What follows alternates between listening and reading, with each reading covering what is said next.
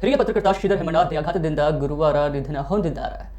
ಇವರು ಬೆಳಿಗ್ಗೆ ಉಡುಪಿಯ ಮನೆಯಲ್ಲಿದ್ದಾಗ ದಿಢೀರಾಗಿ ಎದೆನೋವು ಕಾಣಿಸಿಕೊಂಡಿದ್ದು, ತಕ್ಷಣ ಮನೆಯವರು ನಗರದ ಆಸ್ಪತ್ರೆಗೆ ತೋರಿಸಿದಾಗ ಹೃದಯಾಘಾತ ದೃಢಪಟ್ಟ ಹಿನ್ನೆಲೆ ಹೆಚ್ಚಿನ ಚಿಕಿತ್ಸೆಗಾಗಿ ಮಣಿಪಾಲ ಆಸ್ಪತ್ರೆಗೆ ದಾಖಲಿಸಲಾಯಿತು.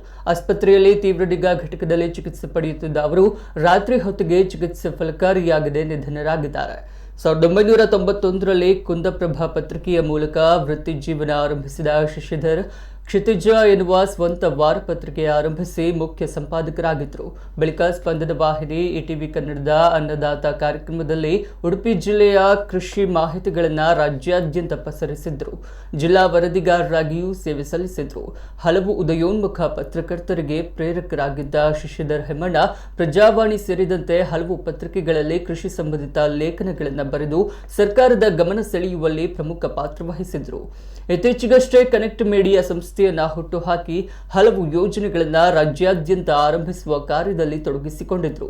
ನೆಲ ಜಲ ಸಂರಕ್ಷಣೆಯ ಬಗ್ಗೆ ಜನರಲ್ಲಿ ಅರಿವು ಮೂಡಿಸುವ ನೀರು ಆರುವ ಮುನ್ನ ಕಾರ್ಯಕ್ರಮದ ಮುಂಚೂಣಿಯಲ್ಲಿದ್ದವರು. ಮೃತರು ತಂದೆ, ತಾಯಿ, ಪತ್ನಿ, ಪುತ್ರ, 4 ಜನ ಸಹೋದರರು ಹಾಗೂ ಸಹೋದರಿ ಹಾಗೂ ಅಪಾರ ಬಂಧು ಮಿತ್ರರನ್ನ ಅಗಲಿದ್ದಾರೆ. ಹಿರಿಯ ಪತ್ರಕರ್ತರ ನಿಧನಕ್ಕೆ ನಾಡಿನ ಗಣ್ಯರು ಕಂಬನಿ ಮಿಡಿದಿದ್ದಾರೆ. ಮೃತರ ಅಂತ್ಯಕ್ರಿಯೆಯು ಕುಂದಾಪುರದ ಕಮಲಶಿಲೆ ಸಮೀಪದ ಎಡಮುಗಿಯಲ್ಲಿರುವ ಕುಟುಂಬದ ಸ್ವಗೃಹದಲ್ಲಿ ಇಂದು ಬೆಳಗ್ಗೆ ನಡೆಯಿತು.